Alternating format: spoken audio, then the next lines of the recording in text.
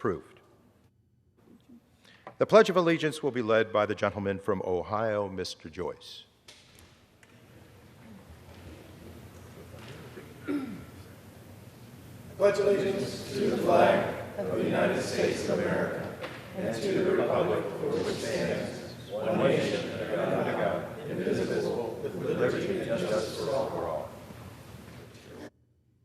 The Chair will entertain up to 5 requests for 1-minute speeches on each side of the aisle.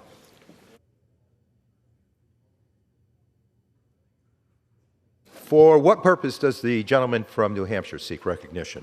I ask unanimous consent to address the House for 1 minute and revise and extend our remarks. Without objection, the gentleman is recognized for 1 minute. Thank you, Mr. Speaker.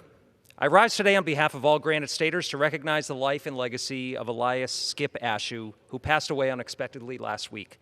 He embodied the spirit of the Queen City, and he left this world too soon. As a lifelong Manchester resident and St. Anselm College alum, Skip dedicated his career and life to bettering his community.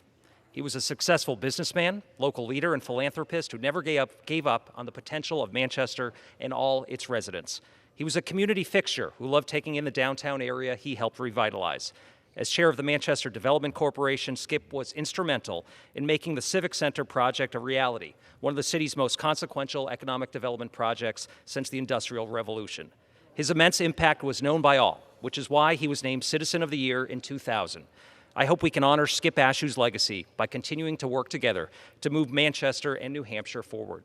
I offer condolences to his wife, Gail, the Ashu family, friends, and all who knew him. May Skip's memory be eternal. I yield back. For what purpose does the gentleman from Ohio rise? Without objection, the gentleman is recognized for 1 minute. Madam Speaker, it is with heavy heart that I rise to honor the life and service of U.S. Army Sergeant Thomas Cole Walker of Conneaut, Ohio. Sergeant Walker, who enlisted after graduating from Conneaut High School in 2016, was tragically killed on October 20th during a training exercise at Fort Stewart. Just 22 years old, he had been awarded the Army Good Conduct Medal, National Defense Service Medal, Korea Defense Service Medal, and the Army Service Ribbon. His dedication to protecting this nation was nothing short of heroic and serves as an inspiration to us all. But Sergeant Walker was more than a patriot. He was also a son, a brother, and a husband. His loss is felt by many. Madam Speaker, please join me in extending condolences to the friends, fellow soldiers, and family of Sergeant Walker, especially his wife, Taylor, his brother, Jared, his sisters, Peyton, Whitney, and Wendy, and his father, Thomas. I pray that the outpouring of support from the Conneaut community will help ease their sorrow during this difficult time. I know this entire chamber joins me in thanking Sergeant Walker for his service, honoring his life, and praying for his family. I yield back. For what purpose does the gentleman from New York rise? Madam Speaker, I ask unanimous consent to address the House for 1 minute and revise and extend my Without objection, the gentleman is recognized for 1 minute. Thank you, Madam Speaker. This month marked a painful anniversary of one fateful afternoon in Schoharie, New York, when 20 precious souls were lost in the preventable crash of a limousine that should never have been allowed on the road. The families of those lost, many from my hometown of Amsterdam, New York, the families of 8 young people devastated by the Kachog crash on Long Island in 2015, and countless others touched by these preventable tragedies have raised their voices to demand action. Last week, we introduced bipartisan legislation that answers their call. It is important, I believe, to respond to that call, to that request. The Safe Limos Act, the Take Unsafe Limos Off the Road Act, and the End the Limo Loophole Act have responded to them with great sensitivity.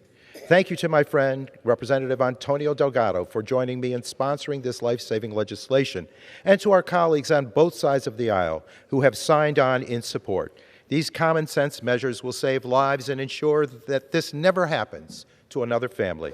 With that, I urge this body to raise our nation's limousine safety standards without delay, and I yield back, Madam Speaker. For what purpose does the gentleman from West Virginia rise? Unanimous consent to address the House for 1 minute. Without objection, the gentleman is recognized for 1 minute. Madam Speaker, I rise today to commend the House for passing H.R. 728, the bipartisan Title VIII Nursing Workforce Reauthorization Act. My wife, Mary, was a critical care nurse for over 45 years, and we can tell you firsthand the role that nurses play in patient care. But America is facing a shortage of skilled nurses. Our nursing workforce in America is aging, and the average age is 50 years old.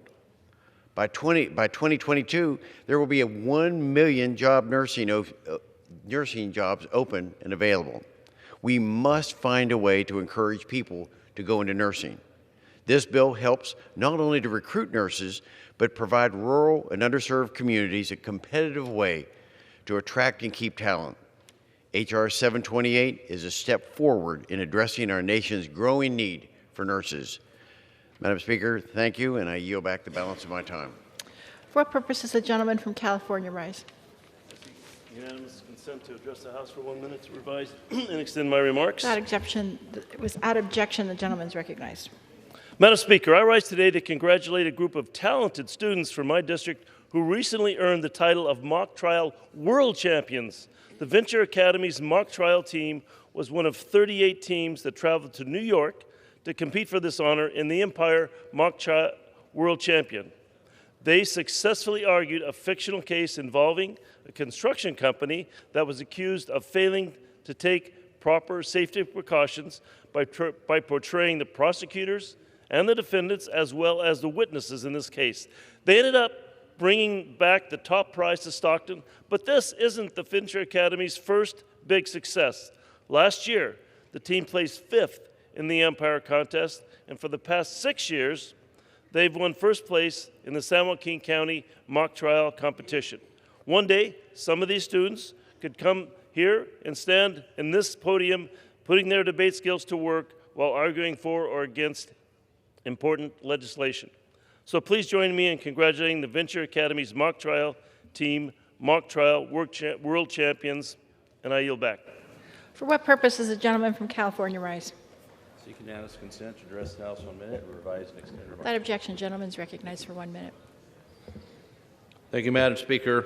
Well, today we will vote on a resolution that will somehow try to legitimize the last 5 weeks' worth of phony impeachment inquiries going on downstairs in a secure room. Instead of voting on and taking up the issues that matter to the American people, we continue to chase this witch hunt, trying to take down the accomplishments of our President Donald J. Trump. Indeed, the economy we have, the unemployment we have, the success we're having in the Middle East and other areas around the world aren't good enough. When my colleagues on the other side will admit that they probably won't win another election, they have to use the impeachment process to try and take the president down. That shows how phony this process is. So to try today to pass a resolution to somehow legitimize the last 5+ weeks worth of work, and indeed really 2.5 years worth of attacking this president, shows that this place has a misplaced set of priorities. Instead of doing the work for the American people, using this as a political process to attack what we've all been able to accomplish. I yield back. For what purpose does the gentleman from California rise? Madam Speaker, I ask unanimous consent to address the House for 1 minute and to revise and extend. Without objection, the gentleman is recognized. Madam Speaker, I rise on behalf of the people of my district, California Central Coast, who are worried about health care and the high cost of prescription drugs. Earlier this month at home, I spoke with people at retirement communities, town halls, and at their doorsteps, delivering food for Meals on Wheels. Throughout these conversations, one thing was made clear: we need to lower the cost of prescription drugs. I'm proud the House passed H.R. 987 to strengthen health protections and bring down drug costs. I'm excited that we're looking ahead to do more to ensure people never have to choose between life-saving medicine and putting food on the table. That's why I co-sponsored H.R. 3, the Lower Drug Costs Now Act. When we give the power to Medicare to negotiate prices directly with drug companies, and make lower prices available to everyone, we all win. H.R. 3 gives power back to the patients. It is what people in my district are asking for, and I'm proud to support it. Madam Speaker, I yield back. For what purpose does the gentleman from Florida rise? Madam Speaker, I ask unanimous consent to address the House for 1 minute and revise and extend my remarks. Without objection, the gentleman is recognized.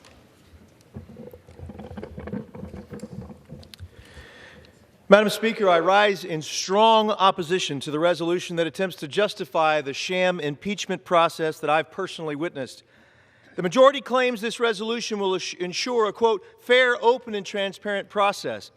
You want to know how fair this process is? The resolution names the Financial Services Committee as part of the investigation. And earlier this month, the chairwoman of that committee said President Trump should be, quote, placed in solitary confinement.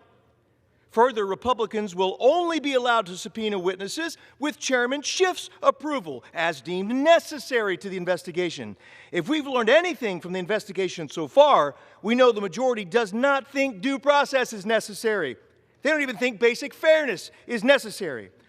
A yes vote on this resolution today gives a stamp of approval to a process that has been damaged beyond all repair in a blatant and obvious coup to unseat a sitting president of the United States. I will not support a resolution that promises an open and fair process without the basic, fundamental procedures necessary to ensure it. I yield back. For what purpose does the gentlelady from California rise? Ask for unanimous consent to address the House for 1 minute and to revise and Without objection, the gentlelady is recognized. Thank you, Madam Speaker. I rise today in strong support of HRS 296, which is an important resolution affirming the United States record on the Armenian genocide that the House overwhelmingly passed on Tuesday. This historic resolution makes clear that our nation unequivocally recognizes the Armenian genocide and encourages education and understanding of these tragic events. Madam Speaker, as you know, the Armenian genocide, the first genocide in the 20th century, took place from 1915 to 1923. During this tragedy in history, 1.5 Armenians were killed, men, women, and children. Now, I was privileged to visit Armenia earlier this year and talk to many Armenians about this tragic history. We must remember and acknowledge the lives that were taken and the pain that was inflicted. We can never forget the atrocities that took place then or other examples of ethnic cleansing, nor allow them to continue. So I am pleased that this body passed this critical resolution on Tuesday for the constituents in my district, across the nation, and the world. Thank you, and I yield the balance of my time.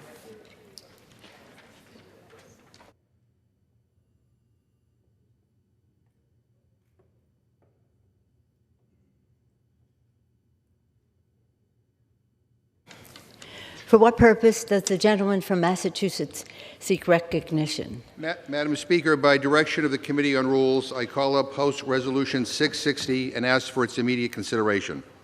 The clerk will report the resolution. House Calendar Number 52, House Resolution 660.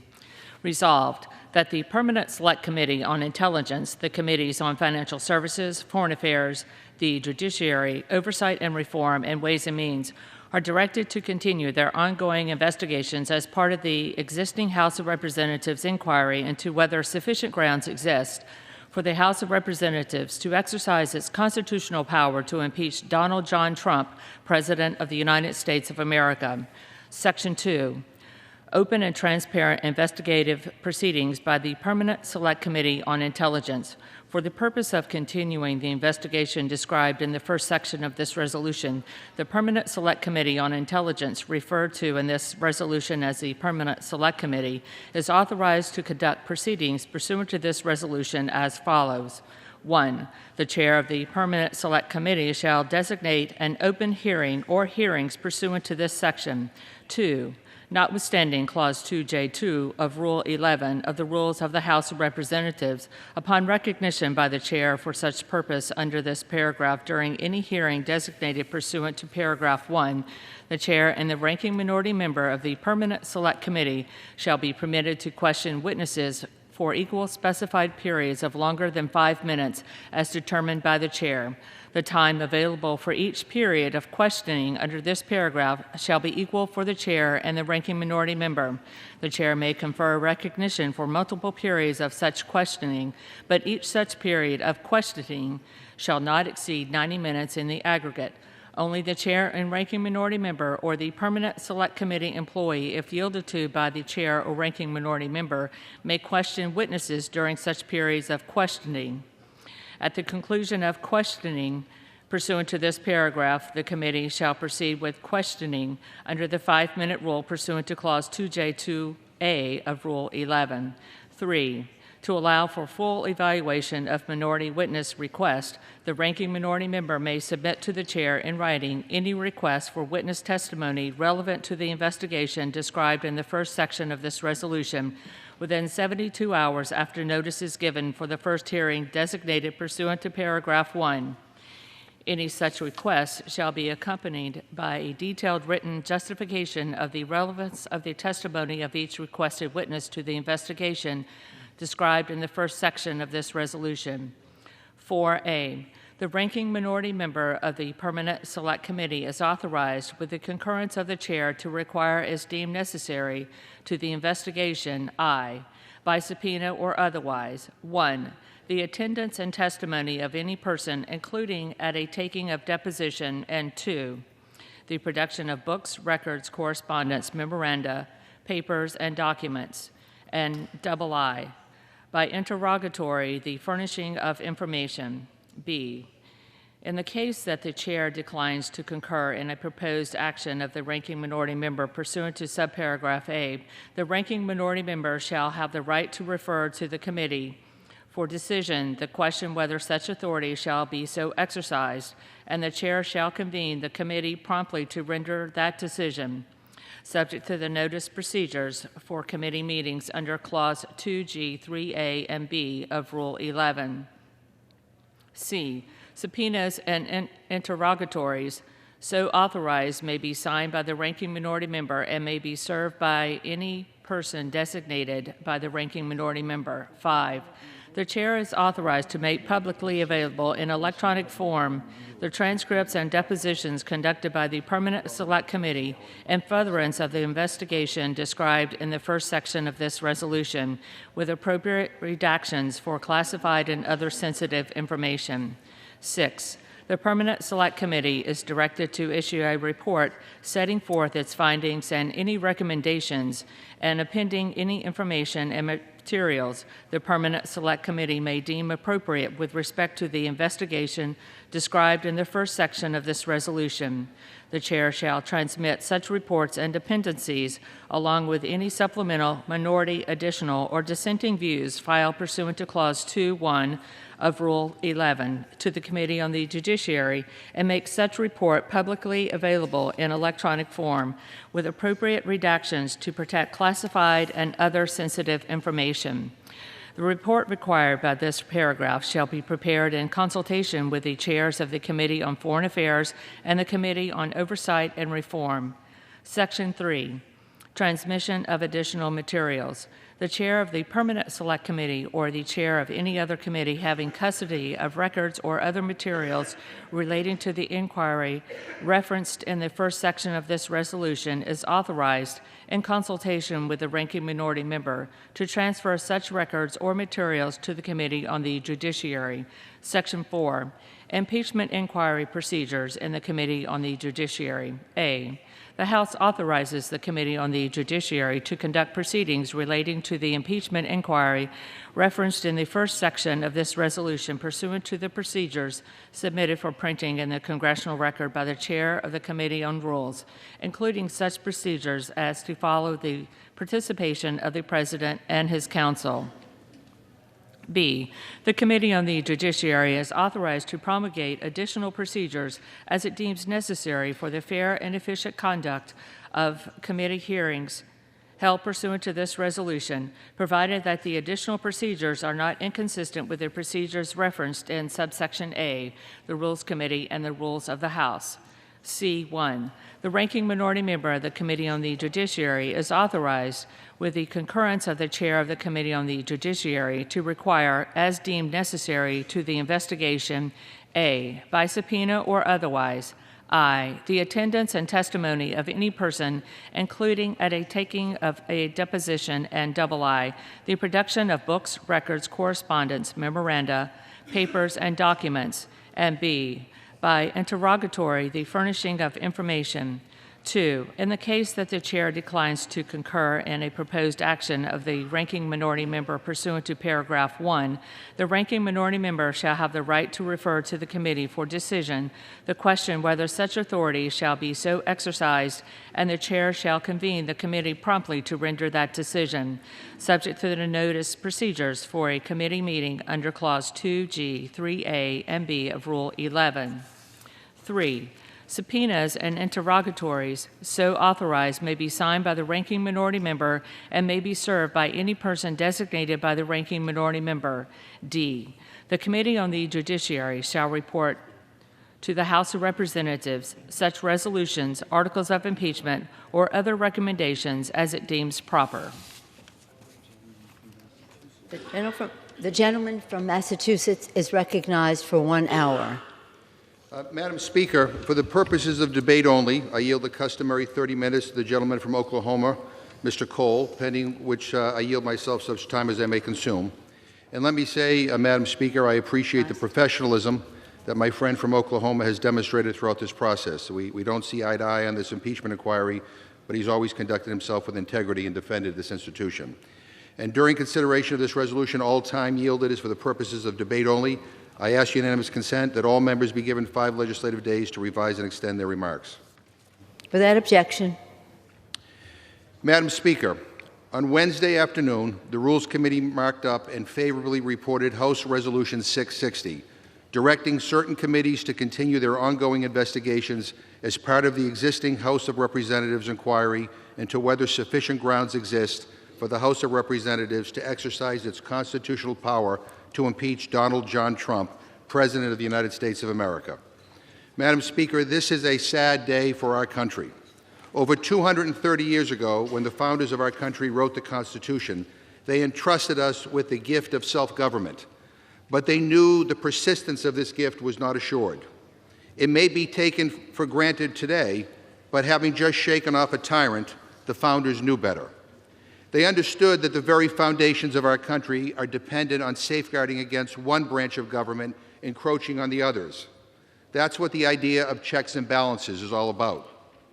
Within that system, the framers gave only this Congress the power, if need be, to impeach a president over possible wrongdoing.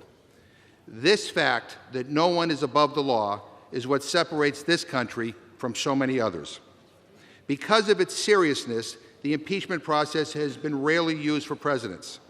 For just the 4th time in our nation's history, Congress is now investigating whether to impeach a president of the United States. Our authority to do so under Article 2, Section 4 of the Constitution of the United States and the rules of the House of Representatives is clear, and the courts have recently agreed. For all the disagreements I have with President Trump, for all his policies, his tweets, and his rhetoric that I deeply disagree with, I never wanted our country to reach this point. I do not take any pleasure in the need for this resolution. We are not here in some partisan exercise. We are here because the facts compel us to be here. There is serious evidence that President Trump may have violated the Constitution. This is about protecting our national security and safeguarding our elections. That's why the Intelligence Committee has been gathering evidence and hearing testimony. Like any investigation, reasonable confidentiality has been paramount. Witnesses should not be able to coordinate testimony in advance. The truth must be allowed to prevail. Republicans have been a part of every single proceeding conducted so far. Republicans conducting these depositions, along with their staffs, have had an opportunity to question each and every witness.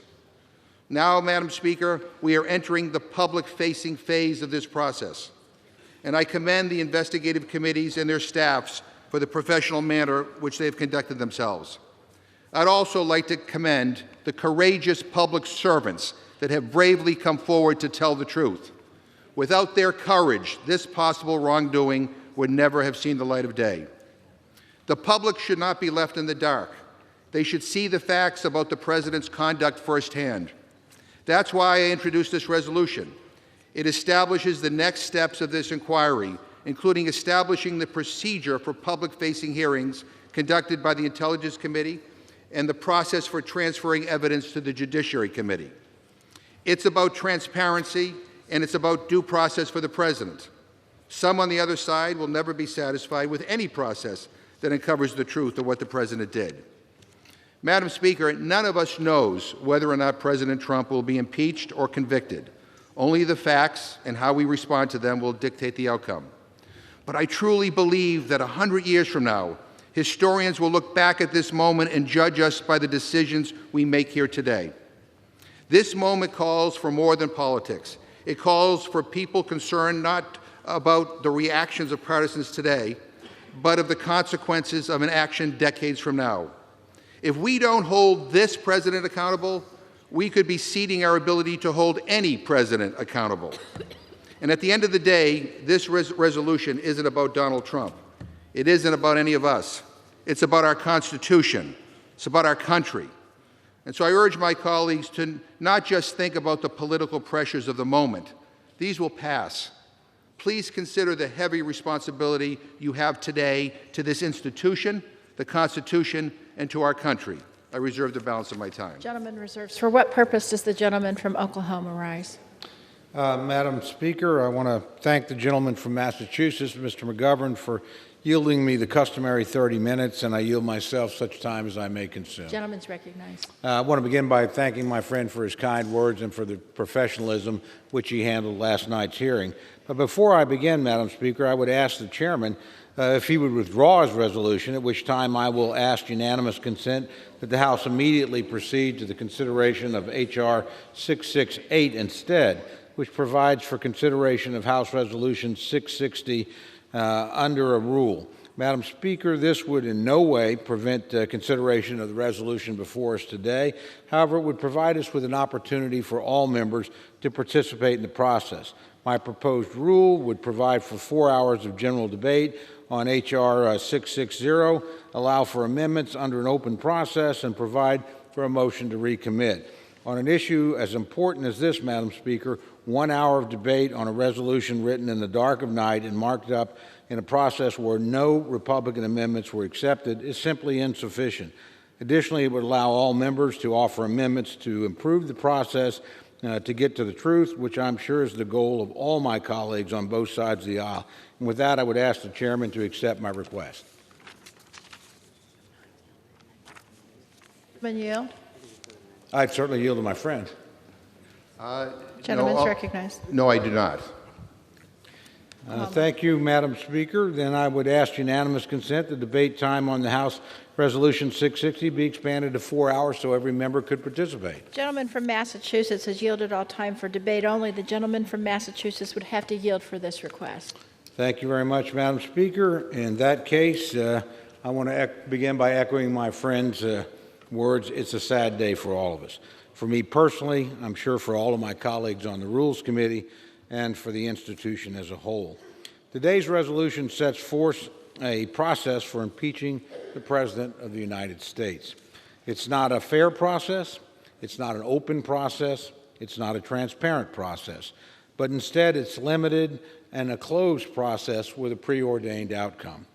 Impeachment of the President is one of the most consequential acts that the House of Representatives can do, and it should only be done after the fullest consideration. And yet, over the last month, without a vote and with only the Speaker's say-so, committees have been engaged in a closed impeachment inquiry on what amounts to nothing more than a partisan fishing expedition. At least today, the majority is admitting what we have known all along, that the House was not following an appropriate process for impeachment. But I do not think the process we're setting forward in this resolution is a fair one either. It's not fair to the President of the United States. It's not fair to the House of Representatives, and it's not fair to the American people. The process laid out in the resolution before us is different from the process used for both President Nixon in 1974 and President Clinton in 1998. Today's resolution provides fewer process protections and fewer protections for minority rights than what we've seen in previous impeachment efforts. At our markup yesterday, Republicans tried to change that. We tried to offer constructive amendments that made the process more fair, that would give rights to the minority, that would give rights to the accused, and that would ensure due process for everyone. Republicans offered 17 amendments, and not one, Madam Speaker, was accepted. Not one. We offered amendments that would align the subpoena powers in this resolution with the subpoena powers used for President Clinton. Unlike the Clinton inquiry, today's resolution does not provide for co-equal subpoenas power. Instead, it grants the minority the right to subpoena witnesses and materials only with the concurrence of the chair, with no such limitation on the rights of the chair to issue subpoenas. We offered amendments that would change that, but the majority rejected both of them, or each of them in turn. We offered an amendment that would allow all members the right to fully access committee records. This is common sense. If you're doing something as serious as impeaching the president, then members should have the right to see what records the committee produced so that they will know what they're voting on. Yet the majority rejected that. We offered an amendment that would require the chairman of the Rules Committee to promulgate procedures to allow for the participation of the president and his counsel in proceedings of the Intelligence Committee, the Oversight Committee, the Foreign Affairs Committee. This right was granted to President Clinton in 1998, yet it's not present here. And the majority, again, rejected the amendment. I think the difference is clear. Today's resolution fails to give the minority the same rights as were present during the Clinton impeachment, and it fails to offer the same due process protections that were given to Presidents Nixon and Clinton. And in the latter case, I note those rights were given by a Republican House to a Democratic president. Today's resolution shows a Democratic House failing to give these same protections to a Republican president. Madam Speaker, the unfairness is clear. This is not a fair process, nor was it ever intended to be. It was preordained from the beginning. Without due process and without a fair process that respects minority rights, I do not believe the American people will regard this process as legitimate. A legitimate process is one that offers protections for everyone involved. And without those protections, this will be seen as just another partisan exercise, one the majority has been pushing since the very first days of the 116th Congress. We can do better than that, Madam Speaker. The Rules Committee should have done better than this. But since the Rules Committee didn't, the House must. And with that, Madam Speaker, I urge opposition to the measure and reserve the balance of my time. Gentleman reserves. Gentleman from Massachusetts.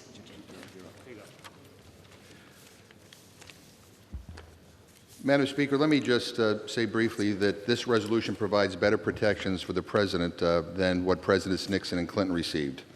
And just like under Nixon and Clinton in the Judiciary Committee, the President's counsel can submit additional testimony or evidence for the committee to consider. The President and his counsel can attend all hearings and raise objections. They can question any witness. This going beyond Nixon and Clinton, this resolution allows the President's counsel to ask questions at the presentation of evidence. Under our procedures, the ranking minority members of the Judiciary Committee and the Intelligence Committee may issue subpoenas if authorized by a committee vote. These are the same subpoena powers that the ranking minority member was given during Clinton and Nixon. Our resolution allows for greater member participation than under past impeachment procedures, including a robust process for the minority to propose witnesses and even issue subpoenas if authorized by committees. And let me just say, I think the fact of the matter is, I don't think there is any process that we can propose that Republicans who prefer to circle the wagons around this president and prevent us from getting to the truth would accept. I ask unanimous consent to insert into the record H-Res S81 from the 105th Congress, the Clinton Impeachment Inquiry Resolution that contains the same minority subpoena powers as the resolution. Without objection. And I also ask unanimous consent to insert in the record H-Res 803 from the 93rd Congress, the Nixon Impeachment Inquiry Resolution, which also contains the same minority subpoena powers as this resolution. Without objection. Having said that, Madam Speaker, I yield 1 minute to the gentleman from New Mexico, the Assistant Speaker, Mr. Lujan. Gentleman's minute. Madam Speaker, I rise today in support of the resolution on the floor. We're here today because of the rule of law. This resolution, the inquiry, is Congress upholding the oath we pledged to the Constitution. We're here because of the President, his actions, his jeopardizing our national security for his own political gain. We're here because we know the White House and the President admitted that President Trump used the power of the presidency to pressure and strong-arm the president of a foreign country for his political gain. He called it a favor. Do us a favor, he said. But it wasn't a favor. It was a coordinated attempt to undermine the rule of law. Because of those actions, Congress is compelled to be here, to uphold the rule of law, to make sure Americans hear the truth, to say that no one, not even a president, can abuse the system without fair and just consequences. I yield back. Gentleman yields back. Gentleman from Oklahoma. Thank you, Madam Speaker. I yield 2 minutes to the distinguished ranking member of the House Intelligence Committee, my good friend, Mr. Nunes from California. Gentleman's recognized for 2 minutes. I want to thank the gentleman. We are not here to run a show trial in an effort to impeach the President of the United States. It's clear that since the Democrats took control of the House of Representatives, they have always intended to transform the Intelligence Committee into the Impeachment Committee. Every one of their actions, from the staff they hire to the Trump conspiracy theories they investigate, their willful neglect of our basic oversight duties, demonstrates that this has been their plan from day one. And now this is further confirmed by the adoption of these rules, which simply gives the House approval for the Intelligence Committee Democrats to continue pursuing their bizarre obsession with overturning the results of the last presidential election. Nevertheless, after spending 3 years trying to manufacture a crime they can attribute to President Trump, they've come up empty. First, they insisted that the president is a Russian agent. Then they claimed he's a money launderer and a tax cheat and a fraudulent businessman. And now they've decided they don't like the way he talks to foreign leaders. But they have no evidence and no argument to support impeachment. All they have is the unconditional cooperation of the media and their advance their preposterous narrative. If they had a real case, they wouldn't be wasting time spoon-feeding ridiculous attacks that include defamation and slander on both current and former Republican staff of the Intelligence Committee. What we're seeing among Democrats on the Intelligence Committee down in the SCIF right now is like a cult. These are a group of people loyally following their leader as he bounces from one outlandish conspiracy theory to another. And the media are the cult followers, permanently stationed outside the committee spaces, pretending to take everything seriously because they too support the goal of removing the president from office. Gentleman's time's Regardless expired. of the Gentleman's means time's expired. I yield the gentleman 15 seconds to close. Gentleman's recognized. After today, the House Intelligence Committee ceases to exist. Oversight is not being done. And we now have a full-fledged impeachment committee in the basement of the Capitol. Think about that, America. And I'll yield back the balance of my time. Gentleman yields back. Gentleman from Massachusetts. Madam Speaker, I'm proud to yield 1 minute to the gentleman from Maryland, a distinguished member of the Rules Committee, Mr. Raskin. Gentleman's recognized for 1 minute. Thank you, Madam Speaker. The House impeachment inquiry has discovered a substantial body of evidence that the President of the United States has violated the Constitution by placing his political interests above the interests of the country, thereby putting both our democracy and the nation's security in jeopardy. In light of this evidence, the House of Representatives must fully investigate. We have sworn a sacred oath to uphold and defend the Constitution of the United States against all enemies, foreign and domestic. We will honor our oath by countering all high crimes and misdemeanors committed against the American people and our Constitution. Today's resolution sets the table for the next phase of the inquiry. This phase includes open hearings led by the Intelligence Committee to allow the American people to hear from witnesses who have personal knowledge of the President's actions. Relevant materials will then be transferred to the Judiciary Committee so we may fulfill our solemn and time-honored duty to determine whether to recommend articles of impeachment. The majority has conducted hearings up to this point in a scrupulously bipartisan way, giving professional staff counsel for both the majority and the minority precisely equal time to question witnesses and equal opportunities for members of the majority and the minority to question them too. Despite... Fire. Gentleman. I yield the gentleman an additional 20 seconds. Gentleman's recognized. We will afford the president all the due process protections that were afforded to his predecessors in a similar situation. That includes the ability to attend hearings, question witnesses, and submit evidence. As recently as Friday, the federal courts have reaffirmed that the House is the sole judge of impeachment, and we set the rules here. These rules are fair and strong, and will make sure that we can and we will defend the Constitution of the United States. I yield back. Gentleman from Oklahoma. Thank you, Madam Speaker. I yield 2 minutes to my good friend, the distinguished ranking member of the House Oversight Committee, Mr. Jordan from Ohio. The gentleman's recognized for 2 minutes. I thank the gentleman. Madam Speaker, trying to put a ribbon on a sham process doesn't make it any less of a sham. Never forget how this whole thing started. Democrats are trying to impeach the President of the United States 13 months before an election based on an anonymous whistleblower with no firsthand knowledge, who has a bias against the president, who worked with Vice President Biden. The day after the now famous phone call between President Trump and President Zelensky, the so-called whistleblower gets a readout from somebody on that call, writes a memo. In the memo, he uses terms like, this call was scary, frightening. But what does he do? Waits 18 days before he files a complaint. And who's the first person he goes to see, the first people he goes to see in that 18-day time frame? Chairman Schiff's staff. Chairman Schiff's staff, 435 members of Congress, only one individual, one member of this body knows who this person is who started this whole darn crazy process. Chairman Schiff. And what's this resolution do? Gives him even more power to run this secret proceeding in a bunker in the basement of the Capitol. This resolution continues the unfair and partisan process. Just 2 days ago, we were prevented from having the witness answer our questions in one of these depositions. And this resolution is going to give more power to the person who made that decision in the bunker in the basement of the Capitol. We are less than 13 months before the next election. Americans understand that this is unfair. Americans get fairness. They instinctively know this is an unfair and partisan process. They will see how unfair and partisan it is today when the vote happens on the floor of this House. We can do a lot better than this. We can do a lot better than this, and the American people see through it. I urge a no vote on this resolution, and I thank the gentleman on the Rules Committee for his work and his leadership. With that, I yield back.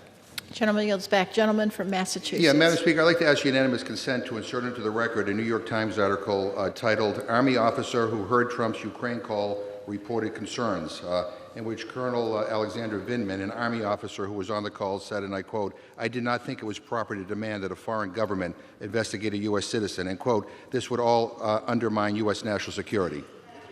And I'd like to yield 1 minute to the gentleman from South Carolina, the Majority Whip, Mr. Clyburn. Gentleman's recognized for 1 minute. Thank you, Madam Speaker. And I thank the gentleman for yielding me the time. Over the last month, the impeachment inquiry has built a powerful body of evidence around President Trump's call with President Zelensky of Ukraine when he told the foreign leader, I'd like you to do us a favor, though. We've learned so much about that call and things that followed it because some dedicated public servants have demonstrated their patriotism to this great country by coming forward and testifying and giving us the information as they know it. These brave patriots have been called career, radical, unelected bureaucrats. They've been called that by a group of people who Thomas Paine would call summer soldiers and sunshine patriots. He warned us that these people will come forward in a crisis, shrink from the service of the country, but he that stands it now deserves the love and thanks of man and woman, for tyranny like hell is not easily conquered, yet we have this conflict with us. The harder the conflict, the more glorious the triumph. We are here today because brave, dedicated public servants and patrons are standing up for their country. Gentleman from Oklahoma.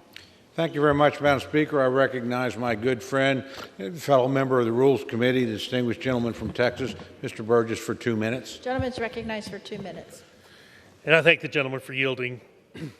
Yesterday, the Rules Committee reported an impeachment resolution that was hastily drafted without Republican input and just 24 hours notice for review. Last night, we offered on the Republican side 17 amendments. Unsurprisingly, none were adopted. despite assurances that all members will have access to materials supporting the articles of impeachment, to date, Chairman Schiff has ignored 72 bipartisan requests to view Ambassador Volker's transcript. But pursuant to Rule 11, Clause 2E2, committee records are the property of the House, and thus members of the House should have access. Last night, the Rules Committee, it was stated that perhaps Republicans were not requesting the information at the right time. So you have to ask, when is the right time to ask to view our own House records? Republicans requested an authorizing vote, and now we will have one. However, this process has not been open and transparent, and it diverts from precedent set in the two most recent presidential impeachment investigations. As a result, this investigation will be conducted with no minority input. A presidential impeachment investigation is a national trauma. All members must take this constitutionally vested power seriously, and Americans deserve to be represented in this process. Unfortunately, neither serious nor equal consideration nor full access to records appear to be criteria under which the Democrats are willing to conduct this investigation. That is a shame, and it renders this process a sham. I yield back.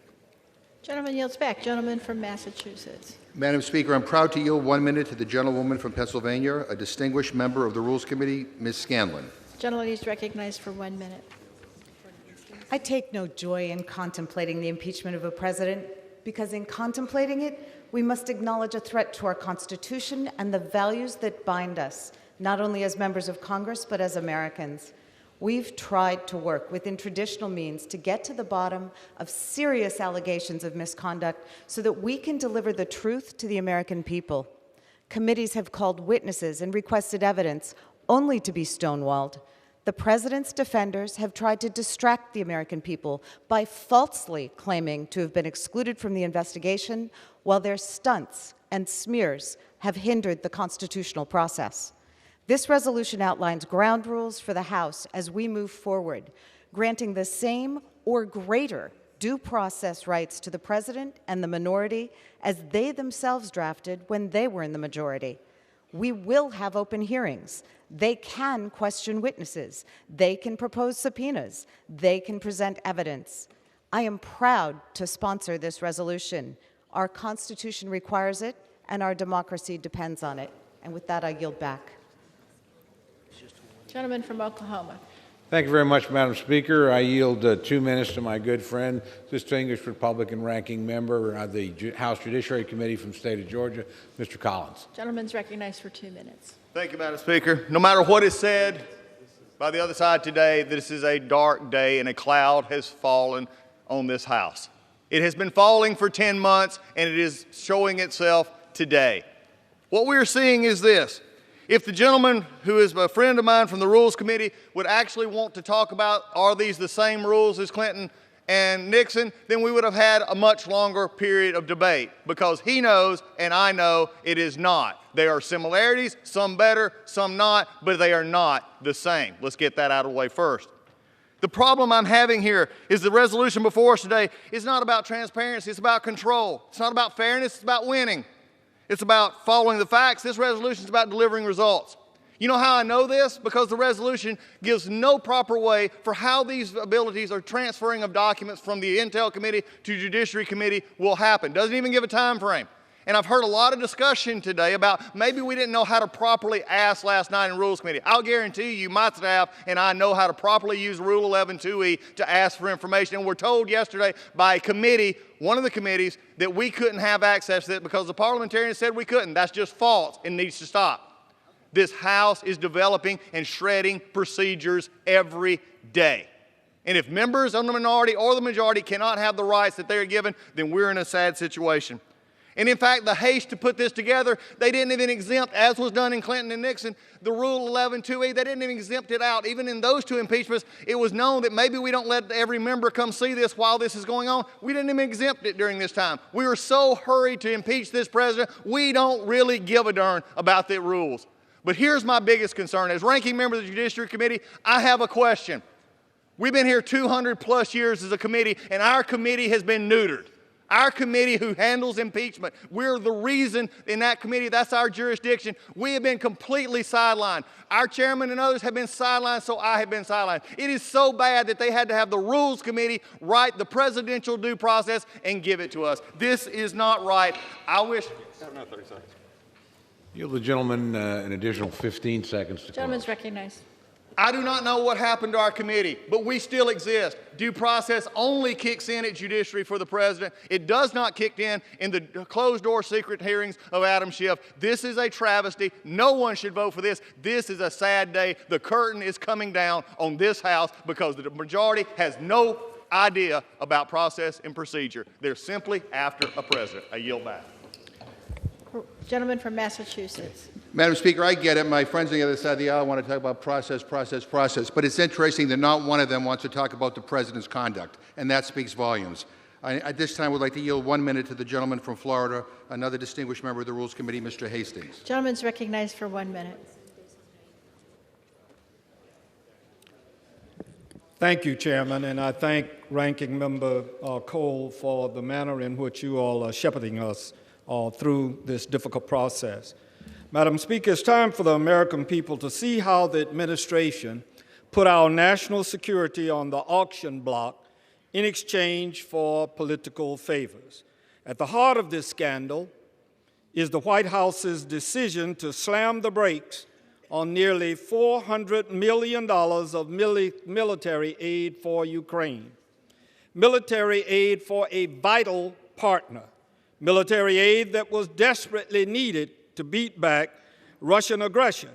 Military aid that was key to our own national security and essential in keeping an adversary at bay. We know what our Ukrainian friends thought about this. They were horrified. The facts are clear. Our top national security experts viewed it as a grave and dangerous mistake. And as we've seen time and time again from the Trump administration, this decision played right into Vladimir Putin's hands. I yield the gentleman additional 20 seconds. Gentleman's recognized. I support pushing ahead with this inquiry because I swore an oath to defend the Constitution against America's enemies. The American people deserve the facts about how this abuse of power betrayed our national security and put our country at risk. Gentleman yields back. Gentleman from Oklahoma. Thank you very much, Madam Speaker. Before I proceed, I yield myself such time as I may consume to quickly respond to my friend, Mr. McGovern. We're debating process here because that's what this is. This is a process resolution to impeach the President of the United States. You didn't accept a single amendment last night. You didn't confer with us when you did it, so that's why we're talking process. It's an unfair process. With that, I yield to my good friend and fellow member of the Rules Committee, distinguished lady from Arizona, Ms. Lesko. 2 minutes, How much Madam time? Speaker. Gentlelady is recognized for 2 minutes. Thank you, Madam Speaker. I thank Representative Cole for yielding. This impeachment process is a total sham. This resolution, which seeks to legitimize it, misleads the American public. Section 2 of this bill is titled, "The Open and Transparent Investigative Proceedings by the Permanent Select Committee on Intelligence." But the process set forth in this resolution is far from open and far from transparent. In fact, it is the exact opposite. The resolution continues the closed-door meetings that blocks entry to members of Congress and prohibits the president's due process rights. And it merely authorizes, but does not require Chairman Schiff to make transcripts public. Last night, Republicans offered 17 amendments to add some fairness into the process, but Democrats rejected them all. I had an amendment to ensure minority witnesses could call an equal number of witnesses as the majority. Democrats said no. I had an amendment to require the Intel chairman to turn over exculpatory materials to the Judiciary Committee. Democrats shot it down. I had an amendment to give ranking members of the same authority as chairman to submit materials to the Judiciary Committee. Democrats rejected that too. The process set forth by this resolution violates basic standards of fairness. I urge opposition to this resolution, and I yield back the balance of my time. Gentlelady yields back. Gentleman from Massachusetts. Madam Speaker, I yield myself 10 seconds. Gentleman's recognized. The gentlelady wants to talk about a sham process. Let's talk about a sham process. Instead of respecting the constitutional authority of the House of Representatives, the White House has obstructed our investigation, ignored our duly authorized subpoenas, withheld key documents, prevented witnesses from testifying, and intimidated witnesses. They have tried to disparage members of Congress. I yield myself an additional 5 seconds. And who are trying to, they've disparaged members of Congress who are trying to fulfill their responsibilities under the Constitution of the United States. Article 1 of the Constitution gives the House the right to investigate the President, and we are taking our responsibility seriously. Madam Speaker, I'd like to yield 1 minute to the gentleman from New York, the chairman of the Democratic Caucus, Mr. Jeffries. Gentleman's recognized for 1 minute.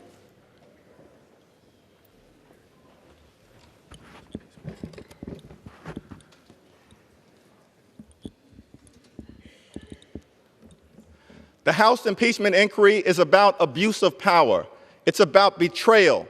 It's about corruption. It's about national security. It's about the undermining of our elections. It's about defending our democracy for the people. The House is a separate and co-equal branch of government. We don't work for this president or any president. We work for the American people. We have a constitutional responsibility to serve as a check and balance on an out-of-control executive branch. Our job is to ask difficult questions on behalf of the American people. What we are doing right here is consistent with the words of James Madison, who in Federalist 51 said the House should be a rival to the executive branch. Why did Madison use the word rival? The founders didn't want a king. They didn't want a dictator. They didn't want a monarch. They wanted a democracy, and that is exactly what we are defending right now. No one is above the law. Gentleman from Oklahoma. Thank you very much, Madam Speaker. I yield 2 minutes to my good friend, distinguished conference chair for the Republican Party, Ms. Cheney from Wyoming. Gentlelady is recognized for 2 minutes. Thank you very much, and thank you to our Republican leader of the Rules Committee for yielding to me. Madam Speaker, we have heard a lot this morning already, a desire, a desperation almost on the part of my colleagues on the other side of the aisle that the nation take this body seriously. Then they need to start acting like they take themselves seriously, Madam Speaker. When we are here gathered discussing this most grave and solemn obligation we have, addressing impeachment, we know, Madam Speaker, what a serious process would look like. We have seen it before. We have seen members on both sides of this aisle in the past, when we've been engaged in the impeachment of a president, act in a way that is serious, reflects the dignity of this body, and reflects the importance of the Constitution. That is the opposite, Madam Speaker, of what we have seen so far. No matter what my colleagues say about this legislation, no matter what my colleagues say about the process they've been engaged in to date, it is absolutely the case that it has been a secret process that has denied rights to the minority, that has involved leaking selectively things that the majority would like to have leaked, in which rights have absolutely been denied, and they cannot fix that. They cannot fix what has been a tainted record and a tainted process by now suddenly pretending they're opening it up. And Madam Speaker, let me say one other thing. Every time I hear my colleagues on the other side of the aisle talk about efforts to somehow undermine national security for political gain, I can't help but think about what they are doing precisely this morning.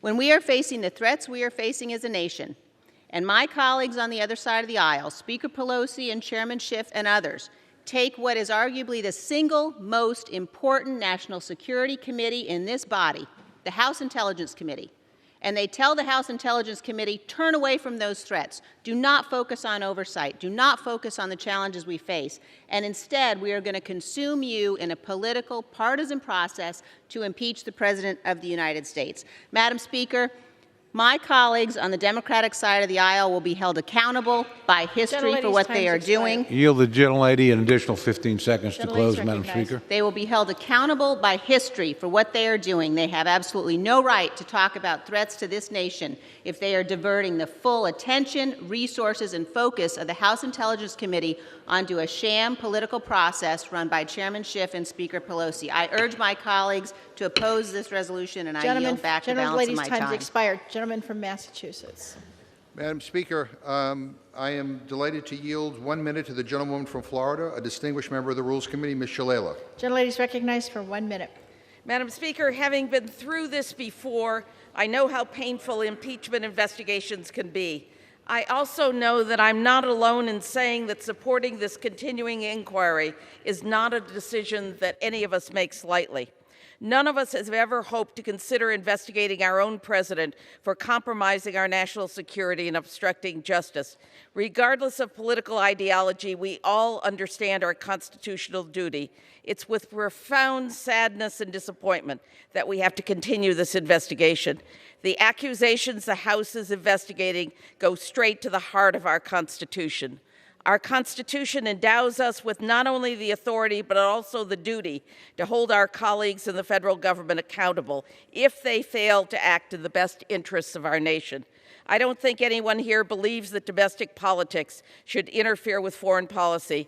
I hope we will all vote to continue this investigation simply so that we can be clear on all the facts. More than anything, I'm confident that all of us possess a capacity for fairness and a commitment to doing what is right for the country we love. I yield back. Gentleman from Oklahoma. Thank you very much, Madam Speaker. I yield 1 minute to my good friend, the distinguished Republican ranking member on the House Ways and Means Committee, Mr. Brady from Texas. Gentleman is recognized for 1 minute. Thank you, Madam Speaker. The impeachment and removal of the president is a serious matter. At its heart, it lets a small partisan group in Washington overturn the will of the entire American people. Above all, Americans believe in fairness, and when accused the right to due process, this sham impeachment offers neither. It's secret, it's partisan, it's being conducted behind closed doors to hide information from the American people, all with one goal in mind: take down President Trump by any means necessary. I will not legitimize this unprecedented and unfair charade with this vote today. Speaker Pelosi and Chairman Schiff long ago abandoned the due process and fairness that was guaranteed during the Clinton impeachment. I know because I was here in Congress for it. There is simply no cause for this impeachment inquiry, none, and it's shameful to create a constitutional crisis for purely partisan reasons. I yield back. Gentleman yields back. Gentleman from Massachusetts. Madam Speaker, I'm proud to yield 2 minutes to the gentleman from California, the distinguished chairman of the Select Committee on Intelligence, Mr. Schiff. Gentleman is recognized for 2 minutes. Madam Speaker, I rise in strong support of House Resolution 660. I rise in strong support, but I do not take any pleasure in the events that have made this process necessary. I rise in strong support of the resolution, but I do so with an understanding that the task before us is a solemn one. How each member of this chamber approaches the vote this morning and the days and weeks ahead may be the most important service as members of Congress we will ever pay to the country and Constitution that we all love and have pledged to defend. For the past several weeks, the Intelligence Committee, the Oversight Committee, and the Foreign Affairs Committee have engaged in an intensive investigation. That work, which has been conducted with equal opportunities for both parties to question witnesses, has added a great deal to our understanding of the President's conduct, as evident in the July 25 call record and the events that both preceded and followed that call. That work has necessarily occurred behind closed doors because we have had the task of finding the facts ourselves without the benefit of the investigation that the Justice Department declined to undertake. Despite attempts to obstruct, we have interviewed numerous witnesses. We have provided important testimony about the efforts to secure political favors from Ukraine, who have provided important testimony about the efforts to secure political favors from Ukraine. We have reviewed text messages among key players which show how securing political investigations was placed at the forefront of our foreign policy towards Ukraine. This resolution sets the stage for the next phase of our investigation, one in which the American people will have the opportunity to hear from the witnesses firsthand. We will continue to conduct this inquiry with the seriousness of purpose that our task deserves, because it is our duty and because no one is above the law. Madam Speaker, I urge passage of the resolution, and I yield back. Gentleman yields back. Gentleman from Oklahoma. Thank you, Madam Speaker. I yield 1 minute to my good friend from the great state of Texas, Mr. Babin. Gentleman's recognized for 1 minute. Thank you. What began with a rallying cry of "we're going to impeach the expletive deleted" to a crowd of liberal activists and young children by my colleague from Michigan on the very first day of this new Congress is now the majority's flagship initiative. What a shame and what a waste of time in the people's house.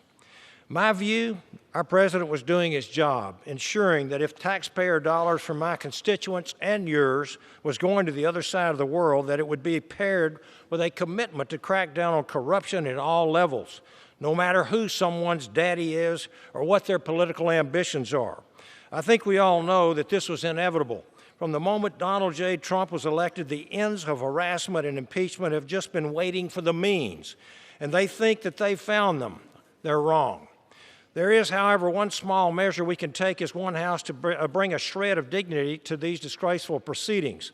I can stand and be counted. We can stand and be counted one by one and announce our yea or nay with a vote by a call of the roll. To that end, Madam Speaker, I have a parliamentary inquiry. Gentleman's time's expired. Gentleman from Massachusetts. Madam Speaker, I'm proud to yield 1 minute to the gentlewoman from California, the Speaker, Ms. Pelosi. Gentlelady is recognized for 1 minute.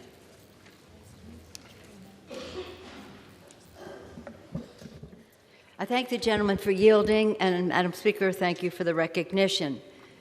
I want to begin my remarks by some of the most beautiful words in our country's history. We, the people of the United States, in order to form a more perfect union, establish justice, ensure domestic tranquility, provide for the common defense, promote the general welfare, and secure the blessings of liberty to ourselves and to our posterity, do ordain and establish this Constitution of the United States.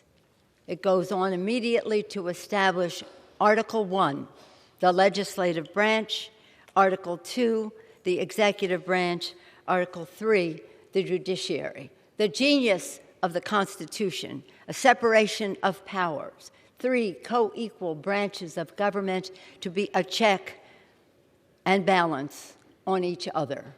And it's to that we take the oath of office. We gather here on that opening day with our families gathered round to proudly raise our hand to protect and defend the Constitution of the United States. And that is exactly what we are doing today. Sadly, this is not any cause for any glee or comfort.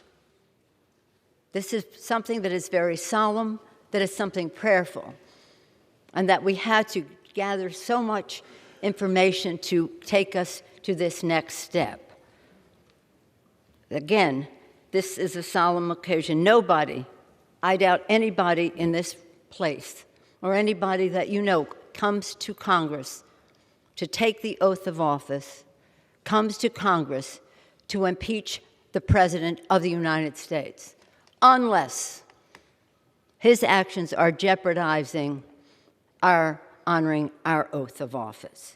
So I'm grateful to our committee chairs for all of the careful and thoughtful investigation they have been doing as this inquiry has proceeded. And today, the House takes the next step forward as we establish the procedures for open hearings conducted by the House Intelligence Committee so that the public can see the facts for themselves. This resolution ensures transparency, advancing public disclosure of deposition transcripts, and outlining the procedures for the transfer of evidence to the Judiciary Committee to use in its proceedings. It enables effective public hearings, setting out procedures for the questioning of witnesses and continuing the precedent of giving the minority the same rights in questioning witnesses as the majority, which has been true at every step of this inquiry, despite what you might hear fulminating there. It provides the President and his counsel opportunities to participate, including presenting his case, submitting requests for testimony, attending hearings, raising objections to testimony given, cross-examining witnesses, and more. And contrary to what you may have heard today, we give more opportunity to his case than was given to other presidents before. And thank you, Mr. Chairman, for making that point so clearly. And these actions, this process, these open hearings, seeking the truth and making it available to the American people, will inform Congress on the very difficult decisions we will have to make in the future as to whether to impeach the president. That decision has not been made. That's what the inquiry will investigate, and then we can make the decision based on the truth. I don't know why the Republicans are afraid of the truth. Every member should support allowing the American people to hear the facts for themselves. That is really what this vote is about. It's about the truth. And what is at stake? What is at stake in all of this is nothing less than our democracy. I proudly stand next to the flag, and I thank the gentleman from New York for providing it for us. This flag, so many have fought and died for this flag, which stands for our democracy. When Benjamin Franklin came out of Independence Hall, you've heard this over and over, on September 17th, 1787, the day our Constitution was adopted, he came out of Independence Hall and people said to him, Dr. Franklin, what do we have, a monarchy or a republic? And he said, as you know, he said, a republic, if we can keep it. If we can keep it. And this Constitution is the blueprint for our republic and not a monarchy. But when we have a president who says, Article 2 says I can do whatever I want, that is in defiance of the separation of powers. That's not what our Constitution says. So what is at stake is our democracy. What are we fighting for? Defending our democracy for the people. You know that in the early days of our revolution, Thomas Paine said, the times have found us. The times found our founders to declare independence from a monarchy, to fight a war of independence, win, to write our founding documents, and thank God they made them amendable so that we can always be expanding freedom.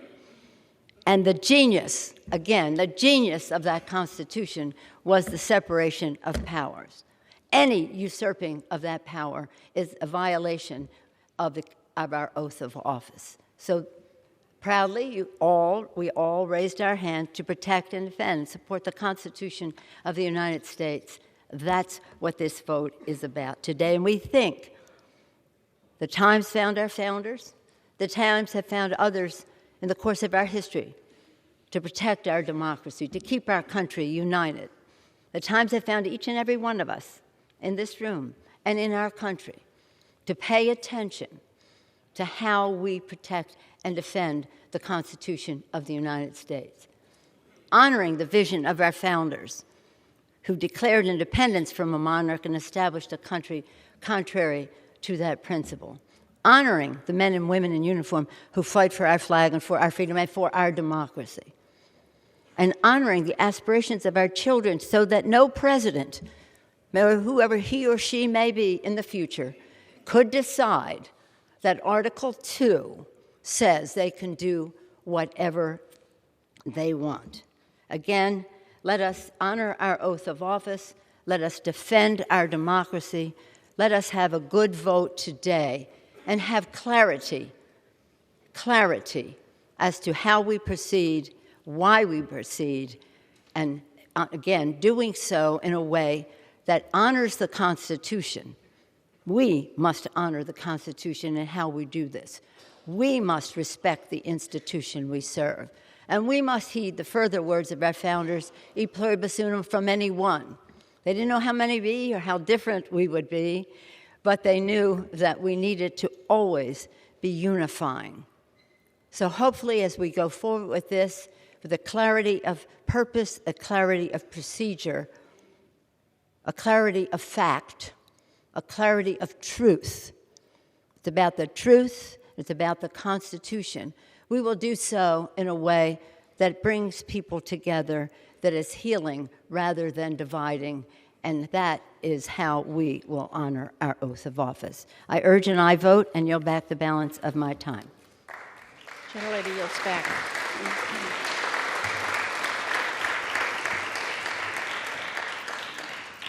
Gentleman from Oklahoma. Thank you, Madam Speaker. I yield 2 minutes to my good friend, distinguished gentleman from Texas and the ranking Republican member on the House Foreign Affairs Committee, Mr. McCall. Gentleman's recognized for 2 minutes. Thank you, Madam Speaker. I would also argue that Article 1 does not say you can do whatever you want to do.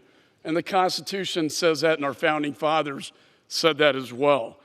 And for 38 days, I have objected to this impeachment probe because it denies due process, fundamental transparency, and basic fairness to Republicans, the White House, and the American people. From day one, Democrats have ignored the rules and 45 years of historic impeachment precedent. Without any authorization, Adam Schiff has conducted a secret probe outside of his committee's jurisdiction. He has blocked us from calling our own witnesses. His witnesses are being interviewed behind closed doors in the most secretive room in the United States Capitol. That is not democracy. He has muzzled Republicans. I've been in the room, placing a gag order on depositions while leaking cherry-picked facts to the press. He refuses to even allow us to read the transcripts without being babysat by a Democrat staffer. He has refused to let us hear from the most important witness who brought this entire thing, the whistleblower. He has barred White House counsel from any participation. And now, 38 days into the Democrats' rush to impeachment, Speaker Pelosi claims she wants to establish rules and transparency. You cannot make your game fair by allowing the opposing team onto the field at the 2-minute warning. The bipartisan precedents from Nixon and Clinton still must be followed, and they are not being followed under this resolution. The White House counsel remains shut out of this process. This is unacceptable. Only 3 times in our nation's history has Congress exercised its grave power of impeachment. Our founding fathers in Federalist Papers number 65, Alexander Hamilton, warned us of abusing this power because they saw a future Congress abusing it. Gentleman, an additional 15 seconds to close, Madam Speaker. They foresaw a Congress at one point in history abusing this process for partisan political gain. So instead of overturning an entire election with a partisan weapon, we should just allow the American people to vote. Gentleman's time's with expired. that, I yield Gentleman from back. Massachusetts. Madam Speaker, I am proud to yield 1 minute to the gentlewoman from California, a distinguished member of the Rules Committee, Ms. Torres. Gentlelady is recognized for 1 minute.